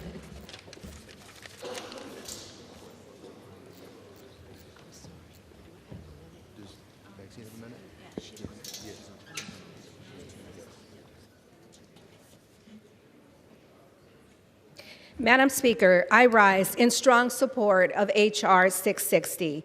Impeachment is not something that we take lightly. But when the president endangers our national security, he gives us no other choice. We now know from Trump's own call record that he pressured a foreign government to interfere in our elections and investigate his political opponent. We now know that Trump's potentially sought to apply leverage on Ukraine. First, with a coveted White House meeting. Second, by withholding security assistance to fend off Russian aggression. Today's resolution allows us to present these facts in a clear, professional, and fair way. I urge passage of H.R. 660 so the American people can too learn the truth. And I yield back. Gentleman from Oklahoma. Thank you very much, Madam Speaker. I yield 30 seconds to my good friend, distinguished gentleman from Arizona, Mr. Biggs. Gentleman is recognized for 30 seconds. Thank you. I've heard today how much my colleagues on the other side wish to make this an open, transparent process, and this is for we the people. And I would really like to believe that. And yet, after they introduce the resolution, they have another week's full of hearings behind closed doors, and they schedule another week's full of hearings behind closed doors. If this is about transparency, then open it up. If you want the American people to see it, open it up. Give members access to the transcripts. Let the media into the room. Let us participate. Failing to do so denies transparency, gives the lie to what you're saying. Speaker, I'm proud to yield 1 minute to the gentleman from California, a distinguished member of the Rules Committee, Mr. DeSaulnier. Gentleman's recognized for 1 minute. Thank you, Madam Speaker. I rise in strong support of this resolution. From the very start of this inquiry, the White House has obstructed the House of Representatives. The White House has completely ignored duly authorized subpoenas and has tried to prevent witnesses from testifying. The White House has also directed other agencies to do the same. The Department of State, Department of Energy, Department of Defense, the Office of Management and Budget, all have refused to produce a single document in response to valid subpoenas. This is an unprecedented cover-up, and the White House and its defenders in Congress have tried to justify it with baseless procedural claims that contradict the Constitution and historical precedent. History will judge us all. After today, there are no more excuses for those who want to focus on process instead of substance. After today, there are no more excuses for those who want to ignore the facts and instead defending the Constitution. And there are no more excuses for those who turn a blind eye while the President pressures foreign actors to interfere with our democracy. I yield back the balance of my time. Madam Speaker, I have a speaker on the way, so I'm going to reserve for the moment, if I may. Reserves. Gentleman from Massachusetts. Madam Speaker, I yield 1 minute to the gentleman from New York, another distinguished member of the Rules Committee, Mr. Morelli. Gentleman's recognized for 1 minute. Madam Speaker, I rise today in strong support of House Resolution 660. I am deeply troubled that this process has become necessary at all. But we have no choice. We must continue to investigate alarming allegations of misconduct by the President. And we continue with a public process through which all Americans will have the ability to access and to assess the evidence. This has been and will continue to be a fair and sober inquiry. Members on both sides will continue to have the opportunity to question witnesses, seek evidence, and refute testimony presented during these proceedings. Indeed, the President will have strong protections as we weigh the evidence during our deliberations. Our only goal is uncovering the truth. Did the President pressure Ukrainian leaders with the threat of withholding critical military assistance in order to serve his political interests? Has the President endangered American interests abroad by engaging in domestic political intrigue? These are serious issues, not of politics, but of national security. This inquiry is our solemn obligation, but it is our obligation nonetheless. I urge my colleagues to join me in supporting this resolution so we uphold our oath to the Constitution and preserve a transparent process on behalf of our Gentleman from Republic Oklahoma. and the Thank you citizens. very much, Madam Speaker. I yield 3 minutes to the distinguished whip of the House Republican Conference, my good friend from Louisiana, Mr. Scalise. Gentleman's recognized for 3 minutes. Thank you, Madam Speaker, and I thank my colleague, Mr. Cole, for yielding. Madam Speaker, I rise in strong opposition to this resolution. Unfortunately, we've seen since the day that President Trump was inaugurated, there have been some people that made it public that they wanted to impeach him. Not because there are high crimes and misdemeanors, which is the constitutional standard, but just because they don't agree with the results of the 2016 election. That, Madam Speaker, is not why you impeach a president. There is precedent. This has only happened 3 times in the history of our country. Every time it not only started with a full vote of the House, but it also started with actual fairness. We're not getting that fairness today. When you look through this resolution, in multiple places, it gives veto authority by the chair to literally reject any witness that's brought forward by the minority. So no rights for the minority unless the chair so designates. In fact, in this resolution, it allows the chair to veto even the ability for the president to have legal counsel in the room. If the chair chooses at his whim, they can literally kick out the president's legal counsel. This is unprecedented. It's not only unprecedented, this is Soviet-style rules. Maybe in the Soviet Union, you do things like this, where only you make the rules, where you reject the ability for the person you're accusing to even be in the room, to question what's going on, for anybody else to call witnesses, when only one person has the right to call witnesses. And as we saw just the other day, the chairman was literally directing the witness to not answer certain questions by the Republicans. What kind of fairness is that? Maybe you think it's fairness if you can run roughshod over somebody because you've got the votes, but that's not how impeachment was supposed to go. In fact, Alexander Hamilton himself, during the debate on the Constitution in the Federalist Papers, Alexander Hamilton warned of days like this, and I quote, "The greatest danger is that the decision on impeachment will be regulated more by the comparative strength of parties than by the real demonstrations of innocence or guilt." Alexander Hamilton warned about days like today. This is not what we should be doing. Clearly, when you ask the American people who know that they're paying higher drug prices, and they see that there's legislation, bipartisan legislation to lower drug prices, that won't come to this floor because of the infatuation with impeachment. We don't even have a bill to formally pay our troops and make sure they have the tools they need to defend this country because there's such an infatuation with impeachment.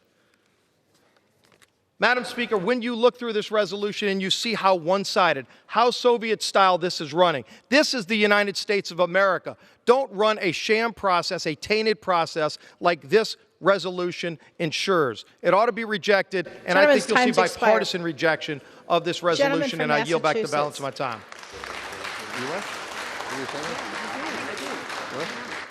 Gentleman from Massachusetts. Madam Speaker, I yield 2 minutes to the gentleman from New York, the distinguished chairman of the Committee on Judiciary, Mr. Nadler. Gentleman is recognized for 2 minutes. Yeah, but I mean, we got to.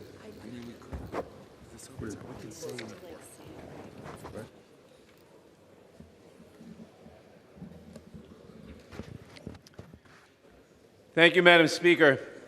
I support this resolution because it is the solemn duty of the Congress to investigate the serious allegations against the President. I support this resolution because it is indefensible for any official to demand that an ally, one depending on our support in an existential struggle with Russia, investigate his or her political adversaries. I support this resolution because no person, Republican or Democrat, should be permitted to jeopardize America's security and reputation for self-serving political purposes. I support this resolution because if after a fair and thorough inquiry, the allegations against President Trump are found to be true, they would represent a profound offense against the Constitution and the people of this country. I support this resolution because I believe it is the duty of this House to vindicate the Constitution and to make it crystal clear to future presidents that such conduct, if proven, is an affront to the great public trust placed in him or her. I support this resolution not because I want the allegations to be true, they sadden me deeply, but because if they are true, the Constitution demands that we take action. I support this resolution because it lays the groundwork for open hearings. The House and the American public must see all of the evidence for themselves. I support this resolution because I know we must overcome this difficult moment for the nation. This resolution is necessary to ensure that our constitutional order remains intact for future generations. I support this resolution because we have no choice. I yield back. Gentleman yields back. Gentleman from Oklahoma. Thank you, Madam Speaker. I'm going to reserve my time as we're waiting for a speaker or two to come. Gentleman reserves. Gentleman from Massachusetts. Madam Speaker, I am proud to yield 2 minutes to the gentleman from New York, the distinguished chairman of the Committee on Foreign Affairs, Mr. Engel. Gentleman is recognized for 2 minutes. I think you start with this, but not say it. Yeah. I think you start with this.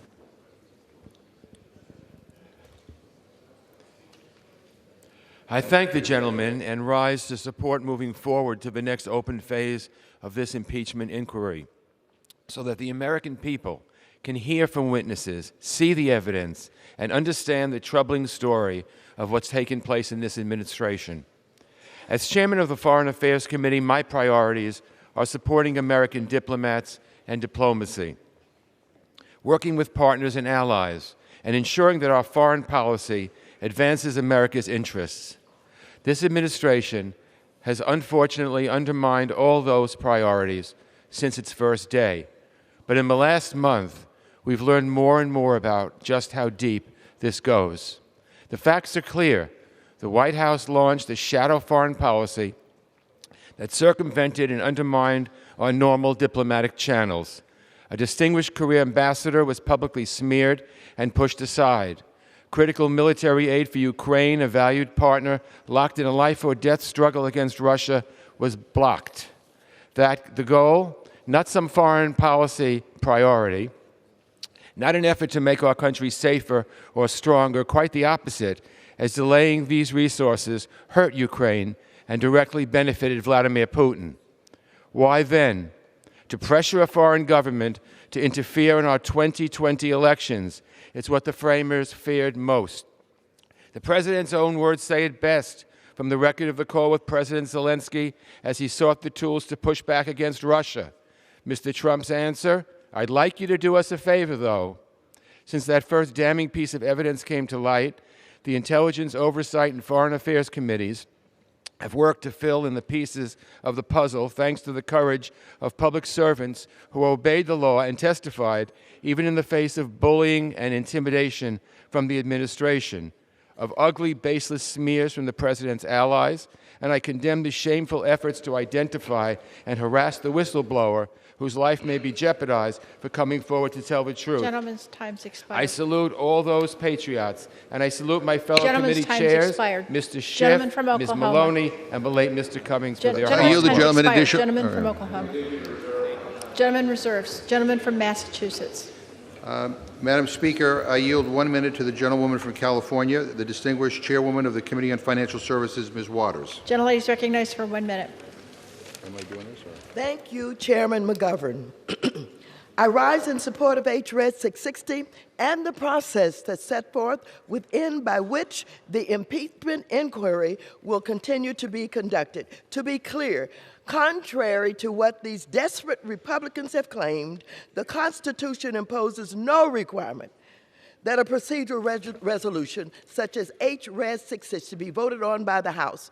Claiming otherwise is but a fabrication meant to distract from the mountain of growing evidence that demonstrates this president abused his power for personal benefit. However, while not necessary, this resolution provides for impartial procedures similar to those used during the past impeachment proceedings. Because Republicans requested a formal procedural vote, I expect nothing less than their full support for HRED 660.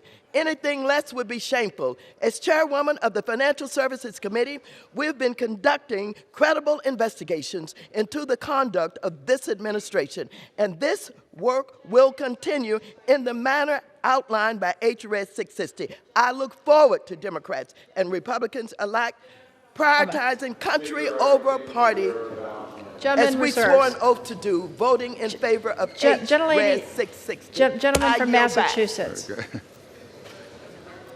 Gentleman from Massachusetts is recognized. Madam Speaker, I yield 1 minute to the gentleman from California, Mr. Swalwell. Gentleman's recognized for 1 minute. I would like you to do us a favor, though.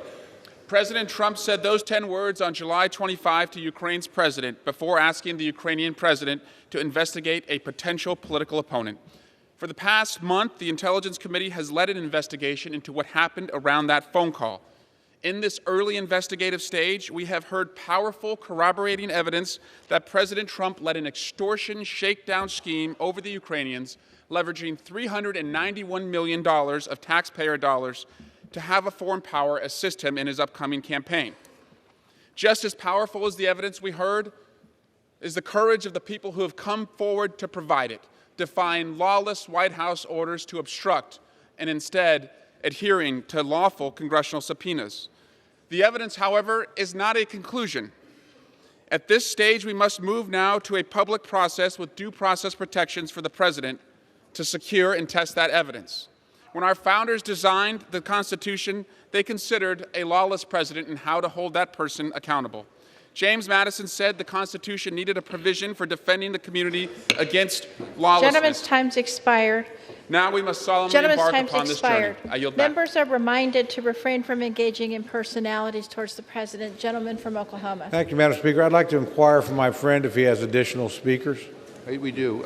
I yield 30 seconds to the gentleman from Wait, Colorado. the gentleman will stand. In that case, Madam Speaker, I'll reserve my time. Thank you. Gentleman reserves. Gentleman from Massachusetts. Happy to yield 30 seconds to the gentleman from Colorado, Mr. Noes. Gentleman's recognized for 30 seconds.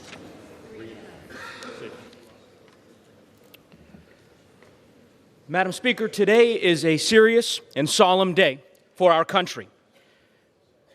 The House's impeachment inquiry has exposed the truth and uncovered significant evidence that the president abused his power.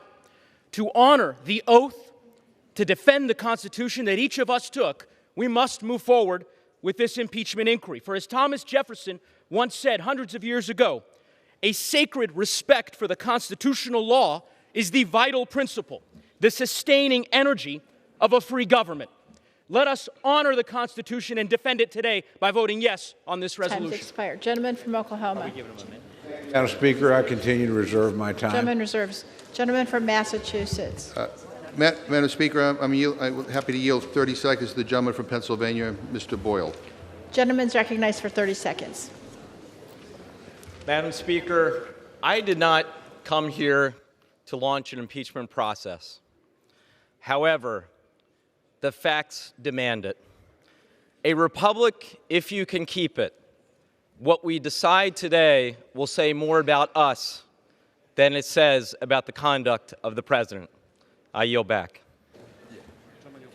Gentleman yields back. Gentleman from Oklahoma. Thank you, Madam Speaker. I continue to reserve my Gentleman time. reserves.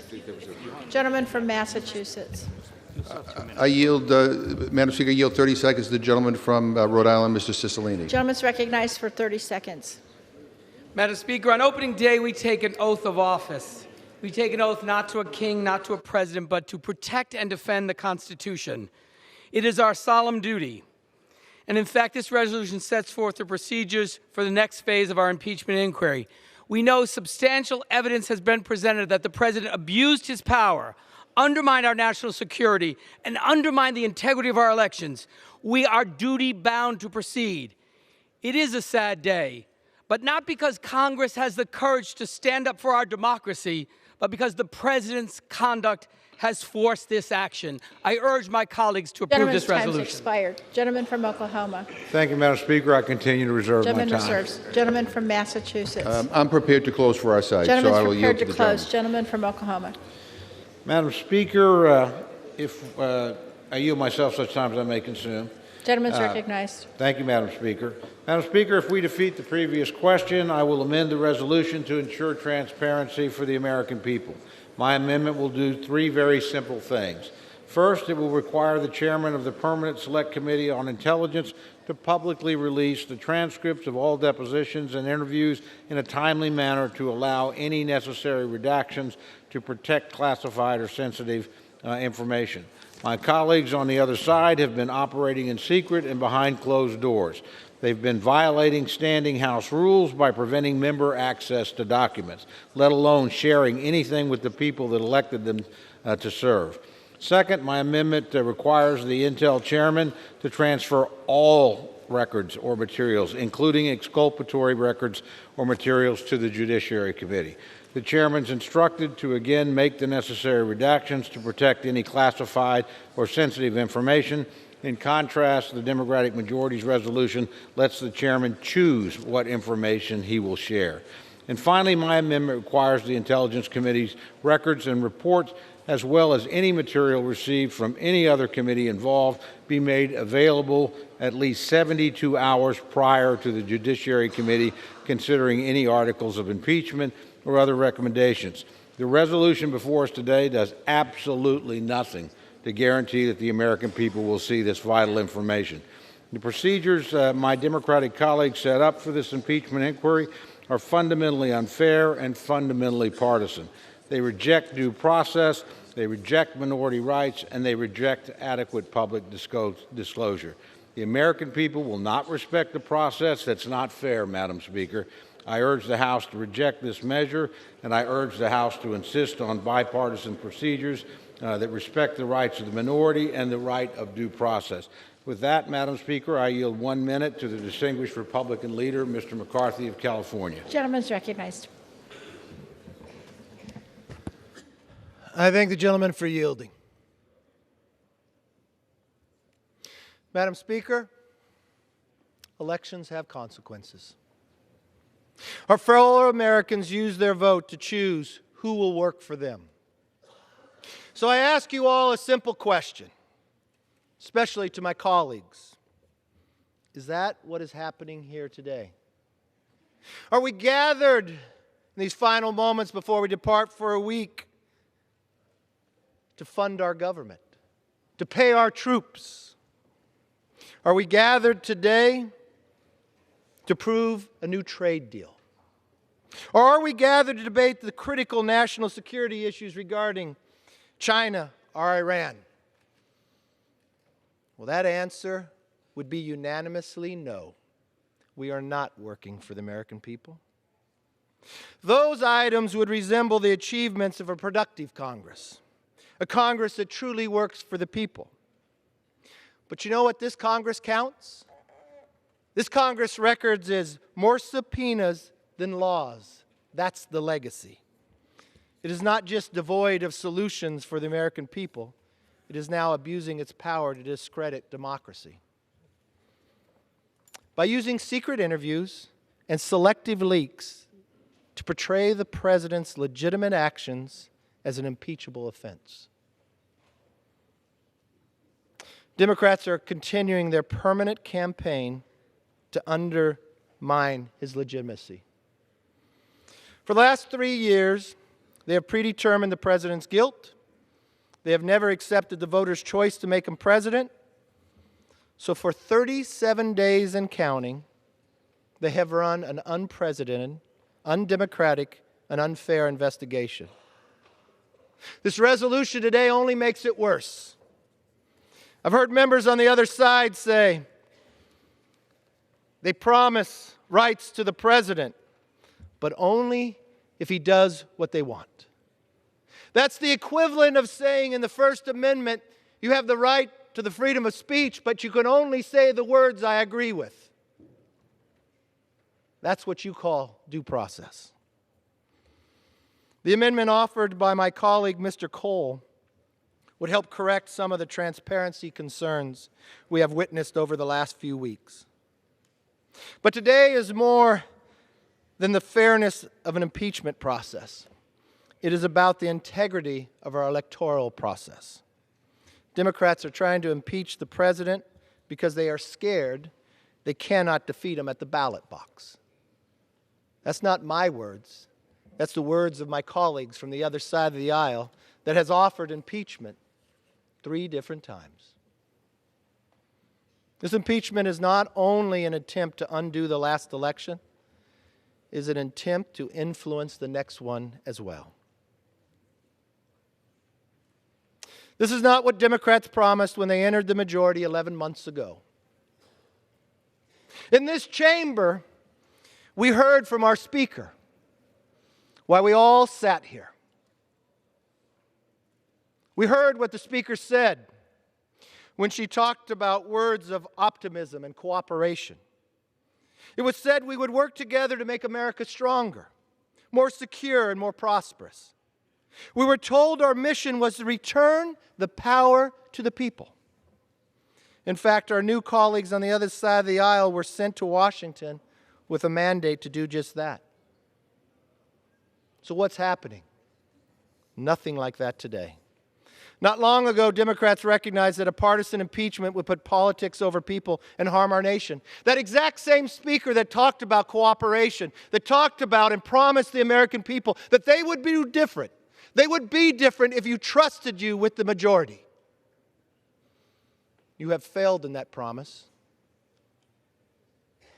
That Speaker said impeachment is so divisive to the country that unless there's something so compelling and overwhelming and bipartisan, the word of bipartisan.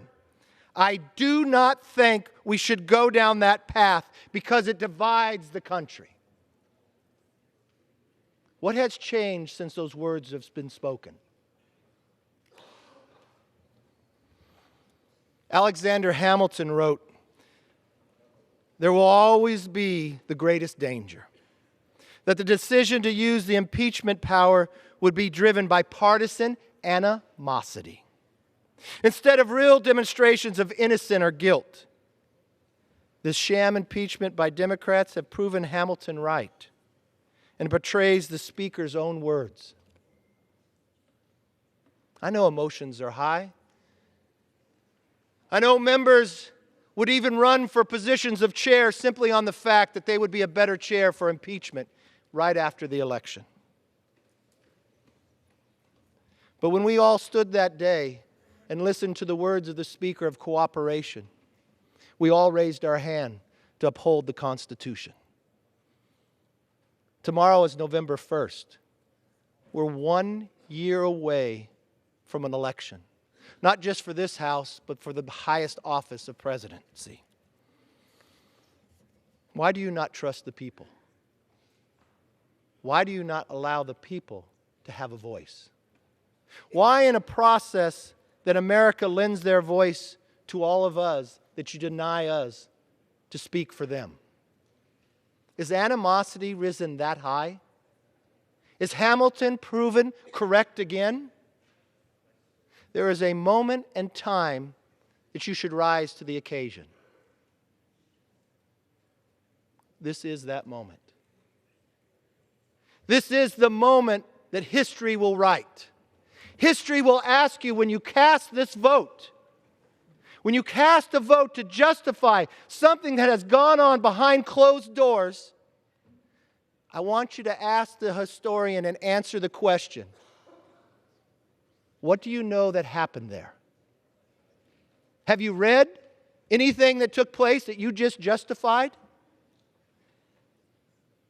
What do you believe the definition of due process is? What do you think the First Amendment is? Do you have the right to have a voice, or only the words that you agree with? You may get elected in a primary, but in a general election, you're elected to represent the people of America, not to deny their voice. This House is so much better than what is transforming today. I believe everyone who runs for this office runs to solve a problem. But when you go back to the American public with the achievement of more subpoenas than laws, that is not why you ran. That is not why we are here.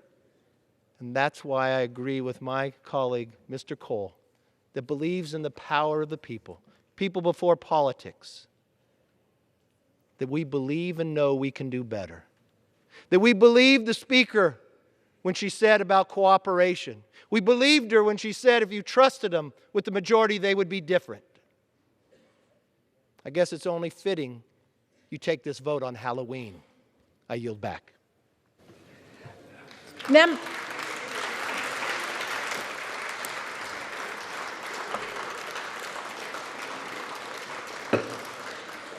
Members are directed to address their remarks to the chair. The gentleman from Oklahoma has 1 minute remaining. With that, Madam Speaker, I will yield back the balance Gentleman of my time. yields back. Gentleman from Massachusetts. I yield myself the balance of the time. Gentleman's recognized. Madam Speaker, let me assure the distinguished minority leader that this Democratic majority can legislate and also fulfill our constitutional responsibilities to hold this president to account, because it is our job. We took an oath to do that. And in terms of our legislative accomplishments, they're second to none. When you were in the majority, you shut the government down. Today, the Education and Labor Committee just reported out the higher ed bill. We passed a bill to deal with gun violence. We passed the DREAM Act. We raised the minimum wage. We're working on a bill to lower prescription drugs. We passed a bill to protect our elections so Russia doesn't interfere in our elections ever again. So, Madam Speaker, I want to say to my colleagues that I am proud of the process we are following here today that brought us this resolution. Madam Speaker, past Congresses under the impeachments of President Nixon and Clinton found it prudent to have a resolution in place laying out the path forward. And that is what we are doing here today. This resolution before us today is based on precedent. It includes protections for President Trump. The President's counsel is given the right to ask questions when the evidence is presented. The rules here expressly provide his counsel the chance to be invited to offer a concluding presentation. Neither of these things were guaranteed to President Nixon and President Clinton. And it lays out a clear path forward so that the American people know what to expect going forward. Madam Speaker, the obstruction from this White House is unprecedented. It is stunning. We don't know whether President Trump will be impeached, but the allegations are as serious as it gets, endangering national security for political gain. Madam Speaker, history is testing us, and I worry, based on what we have heard from the other side today, that some may be failing that test. There are no kings and queens in America. That is what separates this country from so many other nations. No one is above the law. Let me repeat that. No one is above the law. I urge my colleagues to support this resolution. I yield back my time, and I move the previous question on the resolution. The question now occurs on ordering the previous question on the resolution. All in favor say aye. Opposed, no. The opinion of the chair, the ayes have it. Madam Gentleman from Speaker, Oklahoma. on that I would request the yeas and nays. The yeas and nays are requested. Those favoring a vote by the yeas and nays will rise. A sufficient number having risen, the yeas and nays are ordered. Members will record their votes by electronic device. Pursuant to Clause 9 of Rule 20, the chair will reduce to 5 minutes the minimum time for any electronic vote on the question of adoption of the resolution. The chair emphasizes that this will be a 15-minute vote.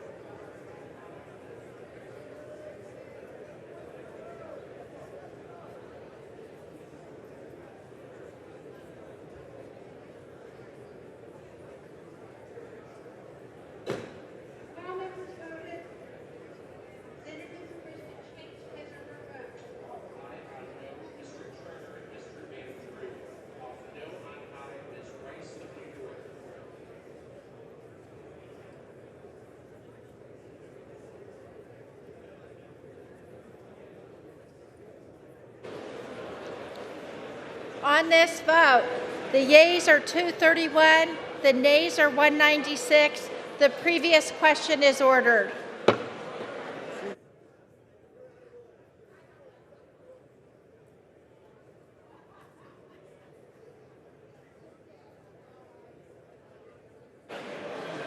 Okay, what do we do?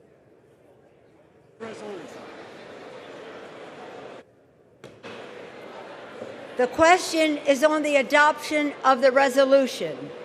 Those in favor, please say aye. Aye. Those opposed, say no. No. Opinion of the chair, the ayes have it. Madam Speaker, The resolution is adopted. Madam Speaker, The gentleman on that I would request the yeas and nays. The yeas and nays are requested. Those favoring a vote by the yeas and nays will rise. A sufficient number have arisen. The yeas and nays are ordered.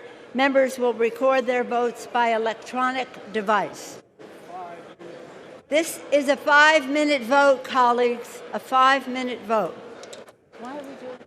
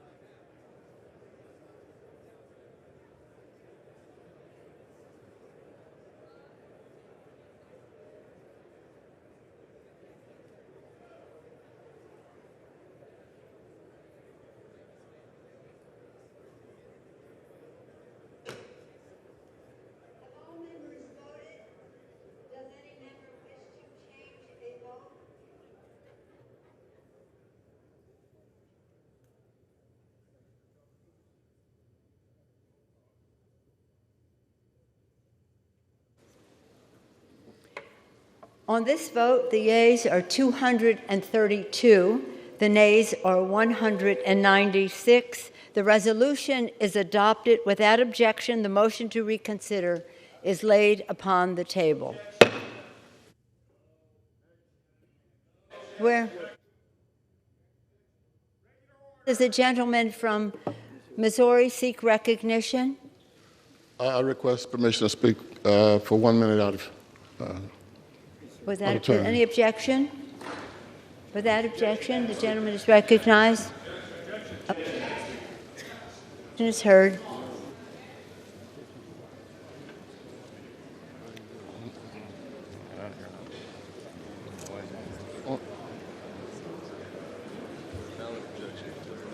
I don't want to say it.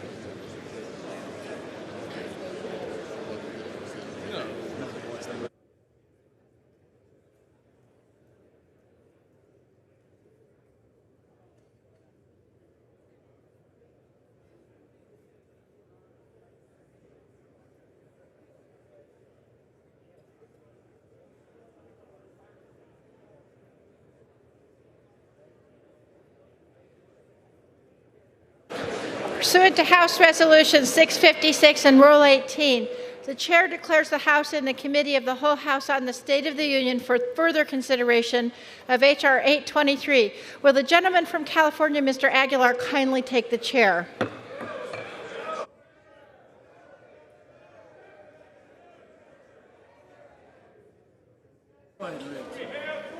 The House is in the Committee of the Whole House on the State of the Union for further consideration of Bill H.R. 823, which the clerk will report by title.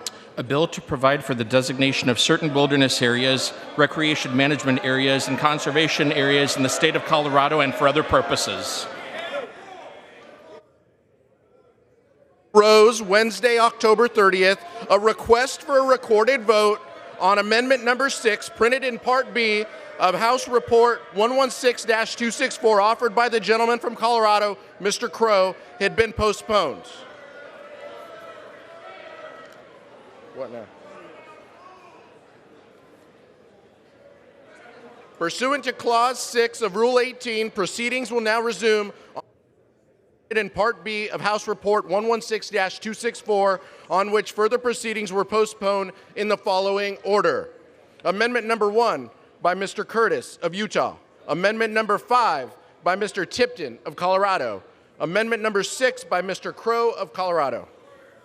The unfinished business is the request for a recorded vote on Amendment Number 1, printed in Part B of House Report 116-264 by the gentleman from Utah, Mr. Curtis, on which further proceedings were postponed and on which the noes prevailed by a voice vote. The clerk will redesignate the amendment. Amendment Number 1, printed in Part B of House Report Number 116-264, offered by Mr. Curtis of Utah. A recorded vote has been requested. Those in support of the request for a recorded vote will rise and be counted. A sufficient number having risen, a recorded vote is ordered. Members will record their votes by electronic device. This will be a 2-minute vote.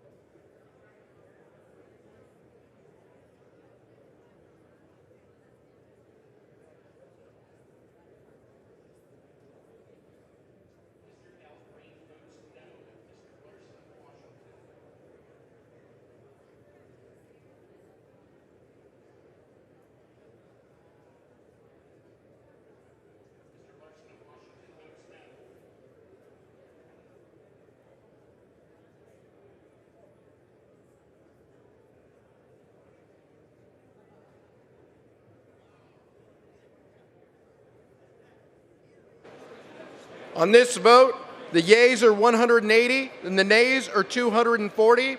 The amendment is not adopted. The unfinished business is the request for a recorded vote on Amendment Number 5, printed in Part B of House Report 116-264 by the gentleman from Colorado, Mr. Tipton, on which further proceedings were postponed and on which the nays prevailed by a voice vote. The clerk will redesignate the amendment. Amendment Number 5, printed in Part B of House Report Number 116-264, offered by Mr. Tipton of Colorado. A recorded vote has been requested. Those in support of a request for a recorded vote will rise and be counted. A sufficient number having risen, a recorded vote is ordered. Members will record their votes by electronic device. This is a 2-minute vote.